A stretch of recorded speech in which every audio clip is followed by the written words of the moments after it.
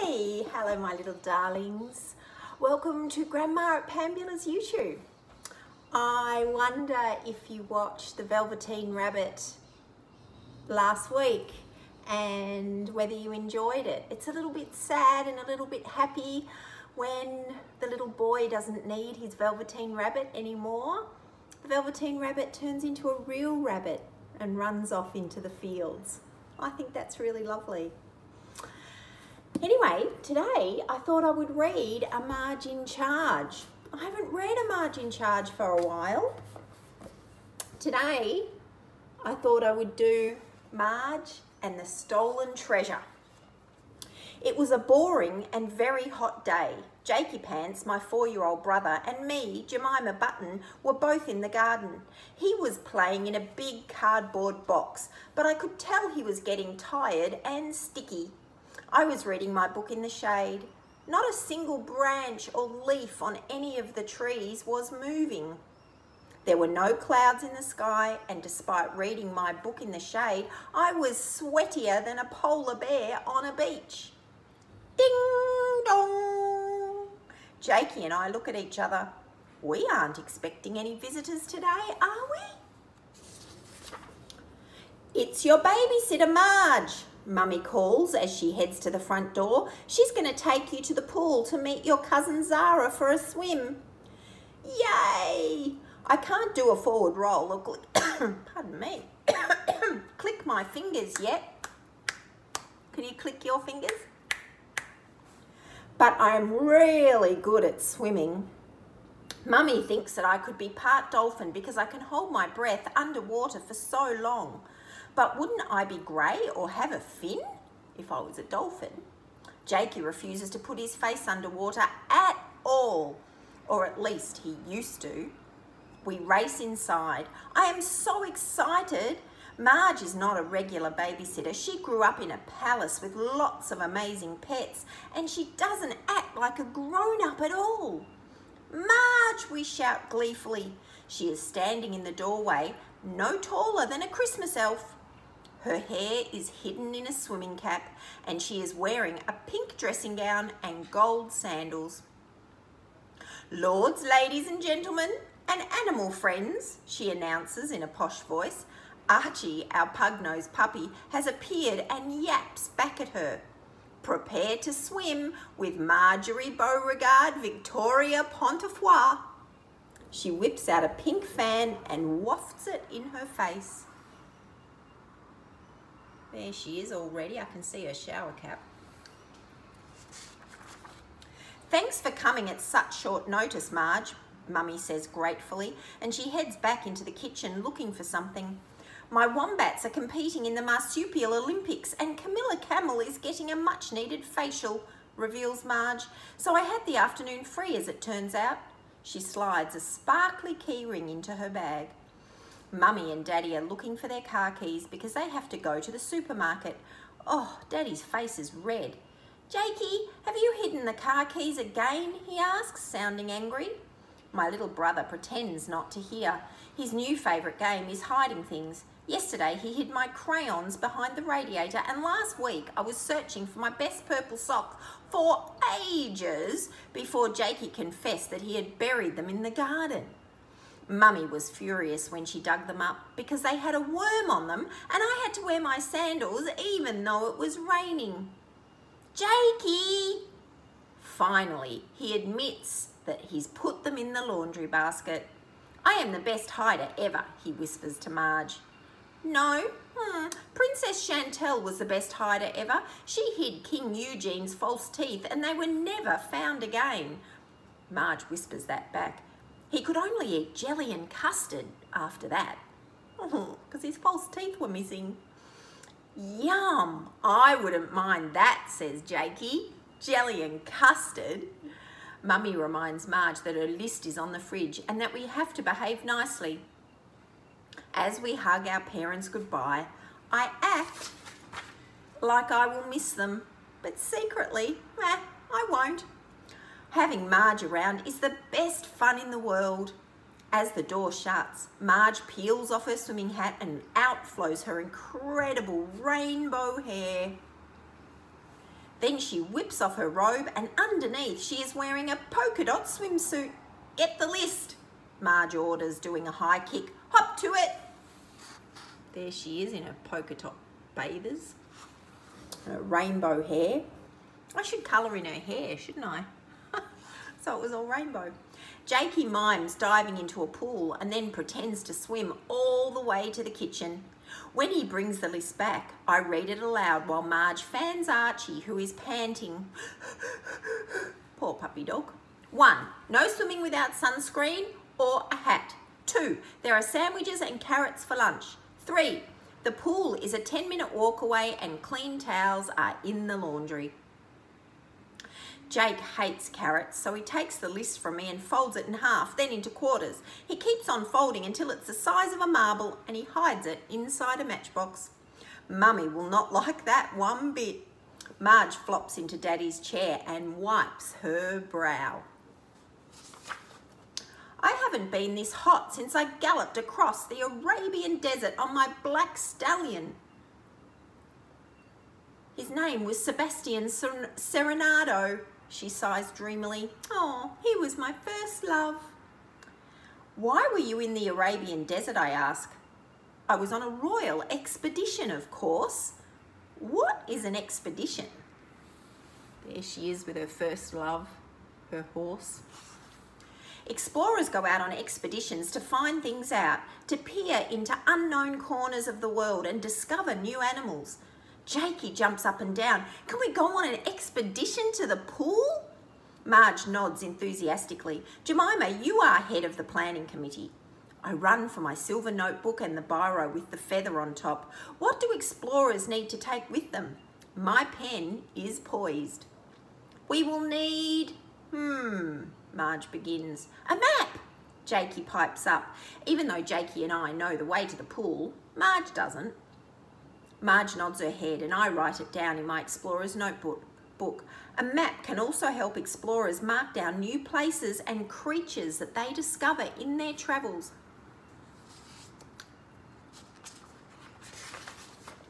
Jakey finds a giant sheet of yellow cardboard and we draw our street, Wells Road.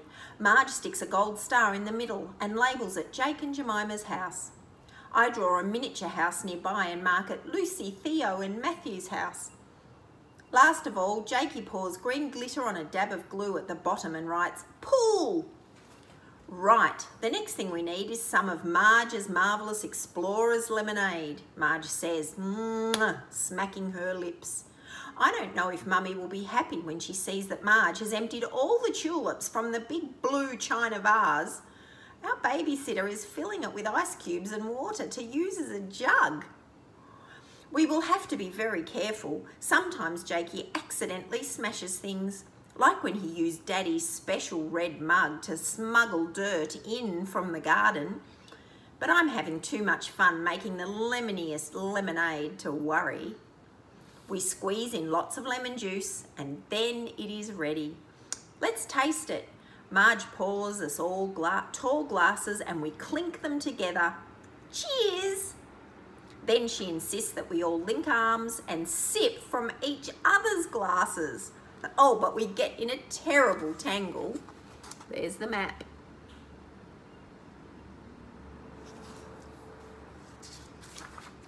My arm is somehow twisted around Marge's back and Jakey's leg is over my neck and soon we look like a human octopus in a knot and our lemonade is spilling everywhere.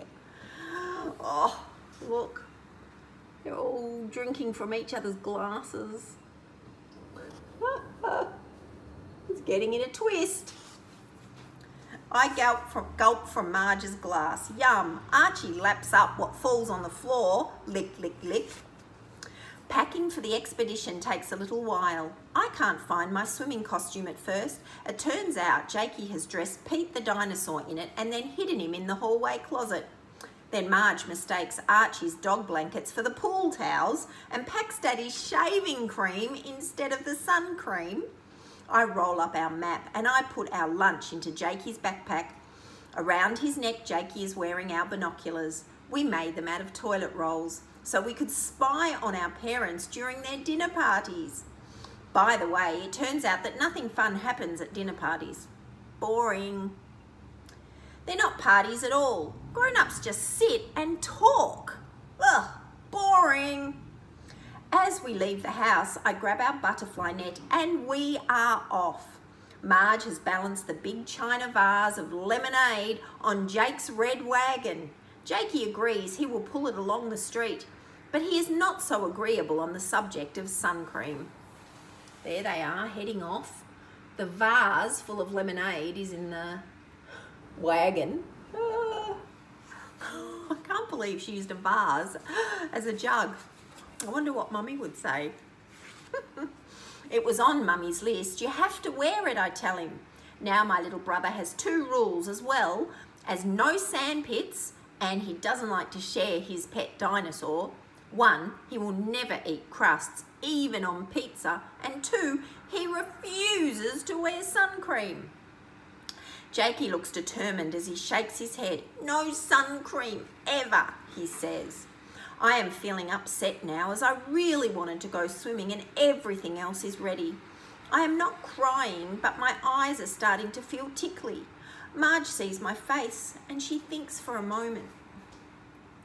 All explorers need to be protected from wild animals. Did you know that sun cream scares away tigers and lions? Oh, Jakey looks surprised. Marge continues. Jumping spiders are allergic to sun cream too, she says. Jakey's eyes grow wider. And it's also been known to stop ladies from falling in love with you.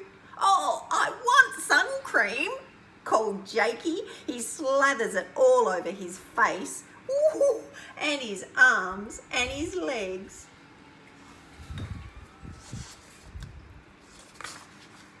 At last we set off down the street. I'm at the front reading the map to help us find our way. Next comes Jakey pulling along the red wagon with the huge vase toppling and wobbling on top.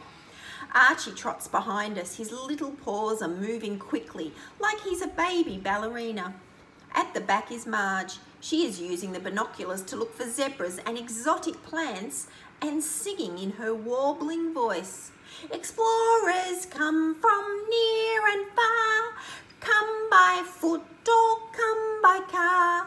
Today we adventure at the pool. Let us be brave and keep our cool. See them there on their way.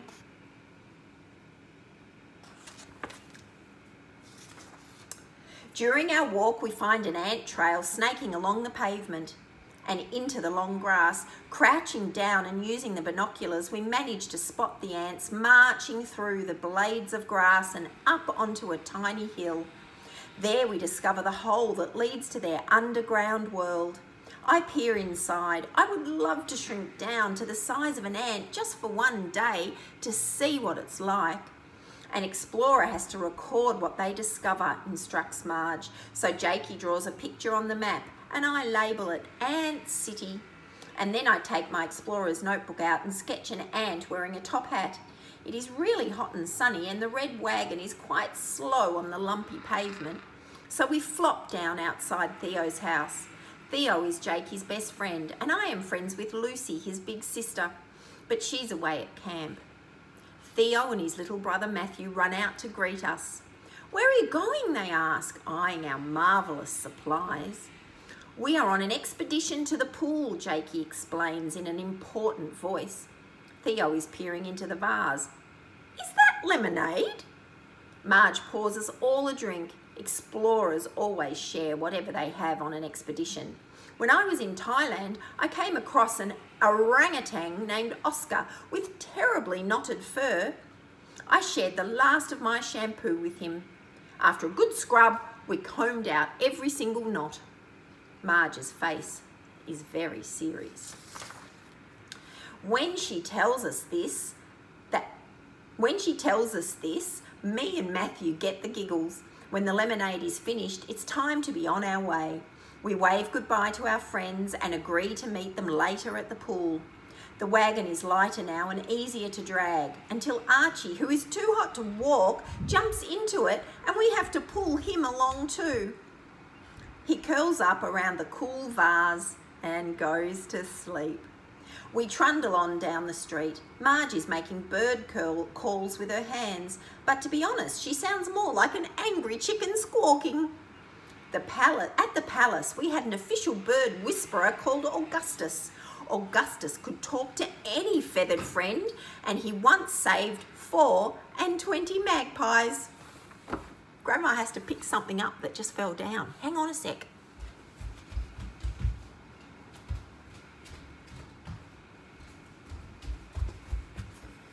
I'm back. Augustus could talk to any feathered friend, and he once saved 24 blackbirds from being baked in a pie. He taught me lots of bird calls. She quacks loudly like a duck, then she gobbles like a turkey. Jakey snorts with laughter. The birds in the trees lining the street are curious, however, and they circle us, chirping. I've never seen birds behave like this before. I'm watching carefully so that I can write it all in my explorer's notebook later. But then Jakey joins in by howling like a wolf, and they all fly away. Maybe it was the sun cream that scared them, he says with a shrug. The others haven't noticed, but I've spotted a twig nest in the oak tree beside us. As I watch it, a tiny yellow beak pokes out. It's a baby bird, look. They look where I am pointing and they spot it too. Marge clucks to the bird for a long time. What are you doing, Marge? I ask breathlessly. It's a prayer that the chick will learn to fly soon. That's what Augustus would do if he were here. I mark a tiny love heart on the map where I saw the nest. I can't believe how lucky I am to have glimpsed a baby chick. I really am an explorer now. The pavement leads us down to the main road. We're nearly at the swimming pool. There is a crossing ahead and Marge makes us wait, holding hands, looking left and right. Sun cream doesn't protect against speeding cars, she says seriously. We can hear shrieking and squeals of laughter as we round the bend and arrive at the entrance. The pool is shaped like a letter L, and there is an ice cream shop and some shady trees to sit under too. The deep end has a diving board and lifeguard Steve sits next to it. He is short and round and shaped like a donut. Jakey calls him Shouty Steve because he always shouts instead of using his whistle. He didn't even blow his whistle a few weeks ago when Theo ate an ice cream in the pool. He shouted so loudly that day that I could hear him when I was underwater. Once we have parked our wagon and spread out the blanket under a big tree, we change into our swimming costumes. Then we hear a familiar, "Ooh, ah!" I whip my head around. Our little cousin Zara, the naughtiest baby ever, is racing towards us in her swimming nappy.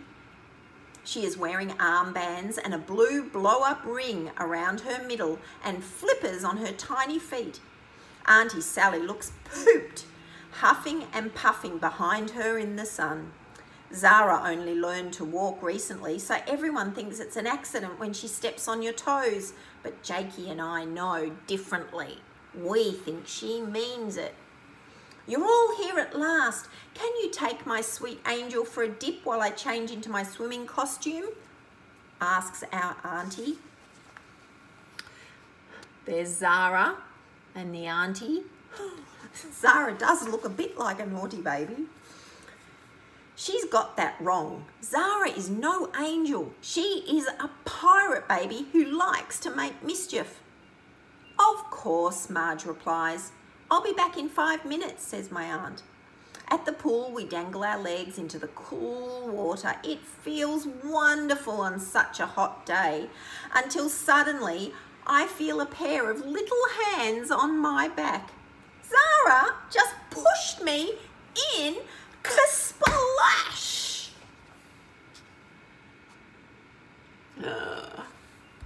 Jakey lands beside me in the water. Marge is now sprawled on top of us. I think little baby Zara has pushed them all in the pool. She had that look of mischief in her eye, didn't she? Zara is smiling wickedly when we pop up spluttering and bedraggled. Marge swims over to the side and gives Zara's armband a cheeky pinch. Explorers should always be prepared to expect surprises. Splosh! Marge has pulled Zara into the pool too. Good on you, Marge. Our little cousin is laughing as she bobs on the surface, splashing us.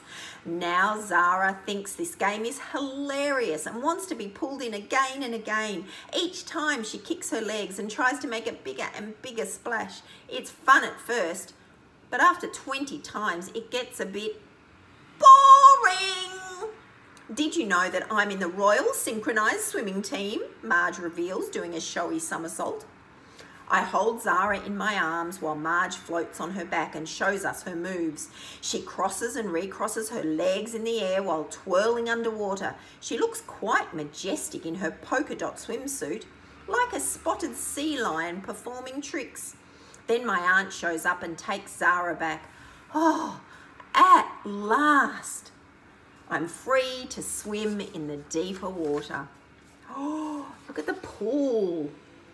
Look, I think that's Marge because of her spotty swimsuit. Look at her legs up in the air. Well, I like the look of the pool.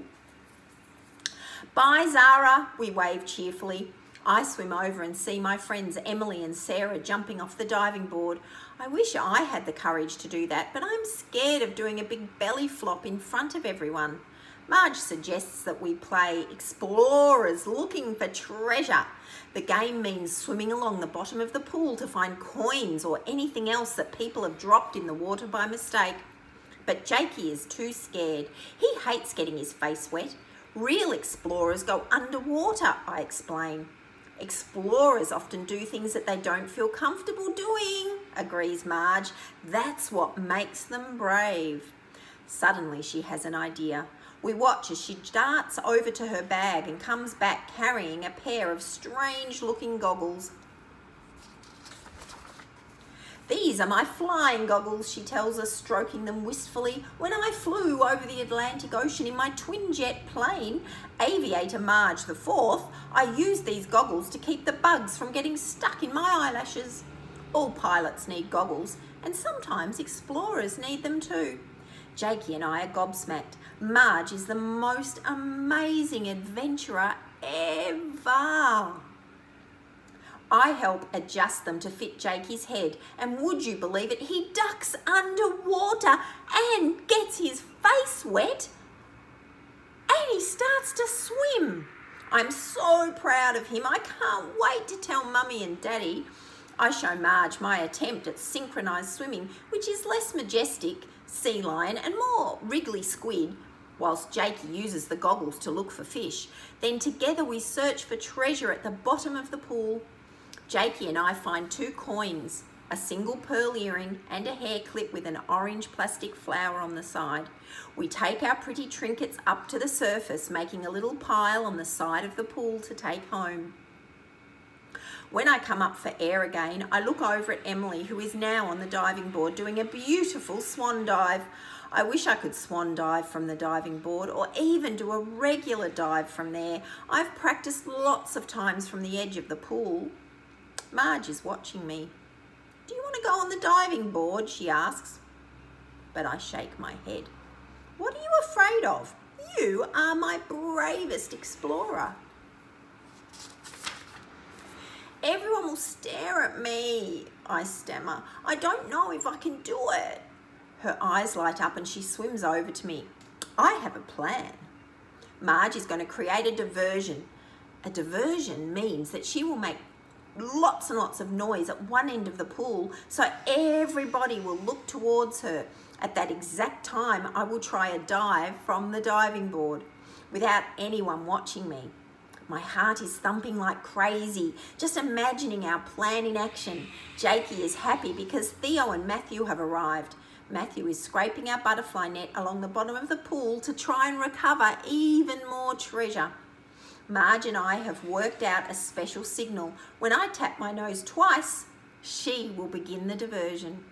My palms are sweaty as I jog across the scorching tiles to the big silver diving board, passing Emily and Sarah on the way.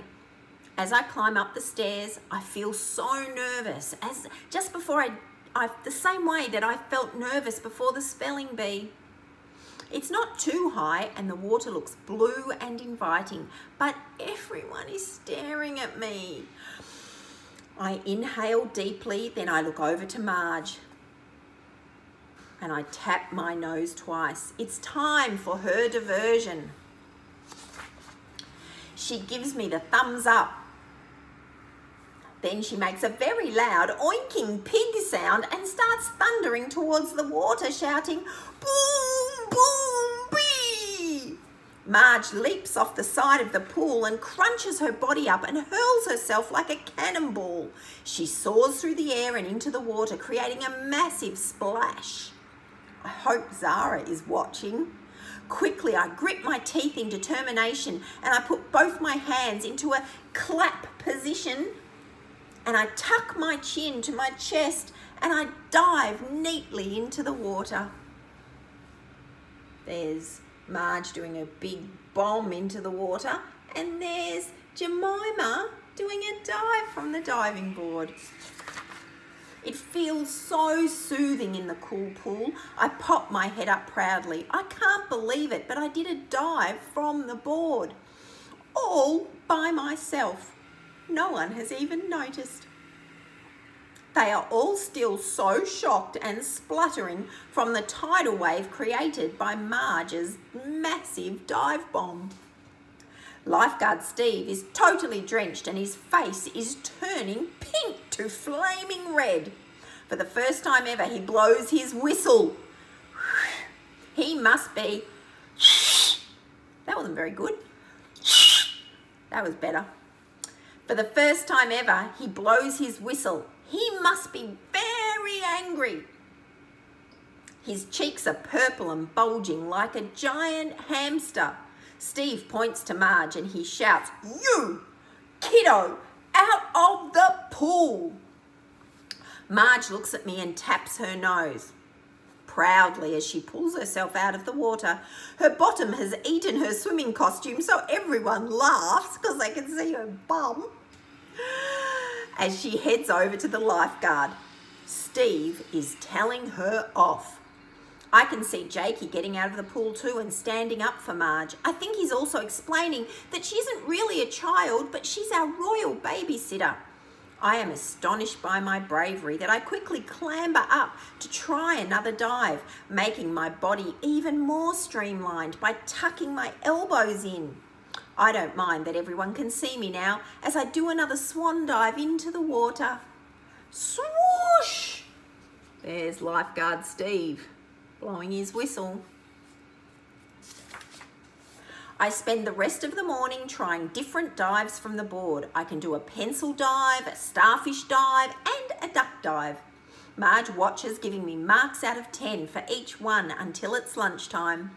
"Ice cream first," she cries, finding her wallet, "and ice cream will help us get a nice appetite for lunch." I giggle. Mummy always says it's the other way round, that we need to eat lunch before we have a sweet treat, but Marge is in charge. I choose a strawberry lolly and Jakey and Marge get mint choc chip ice cream cones while Archie has to settle for a bowl of water. We flump back onto our blankets next to my aunt and baby Zara. Sally tells us that Zara isn't allowed ice cream yet, and Zara is not pleased. "Ah!" she growls, pointing at my iced lolly. "No, not for you, my darling baby wavy. Have this," my auntie pleads. She is trying to spoon apple sauce into Zara's closed mouth. Suddenly, Zara knocks the spoon so that the applesauce splashes on everyone. Auntie Sally is starting to look cross. As quick as her nimble little legs can carry her, Zara slips out of her mummy's arms and crawls over to Jakey. She grabs his ice cream and she makes a dash for it. She hurries away and whips off her swimming nappy and throws it defiantly into the air. I chase after Zara, Jakey chases after me, and Marge is right behind both of us. I think Auntie Sally is still in shock as she is on the rug. "No running, kiddos!" shouts Lifesaver Steve. We are finally able to corner our cousin near the entrance. We are all out of breath. The ice cream is melting down Zara's arm and she is wearing a very naughty facial expression. "Freeze, pirate baby," I cry sternly. "Give me my ice cream back," Jake begs. Zara shakes her head. Marge talks to us in a calm voice. Explorers often meet different types of people who don't speak the same language. We have to find another way to communicate. I can see that Jakey would like to communicate by wrestling Zara, so I jump in quickly and try sign language, which I'm learning at school. But Zara ignores me. We both try miming, which is acting out the words. Jakey pretends to be Zara and I pretend to be him, but Zara just looks bored. Then I have the brilliant idea of swapping Marge's flying goggles for the ice cream. Marge approves. "Pirate babies do love trinkets," she says.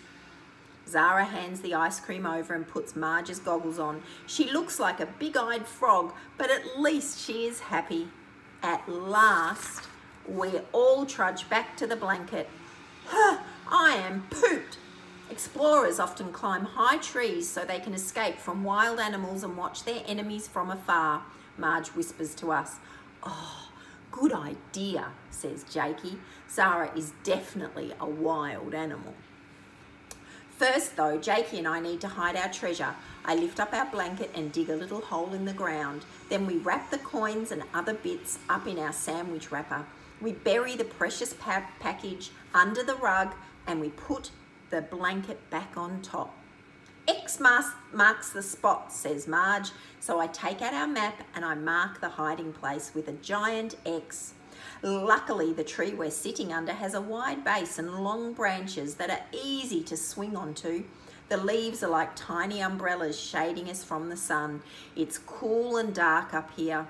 The middle branch is so wide that we can sit side by side on it. This is about as perfect a climbing tree as you could ever find.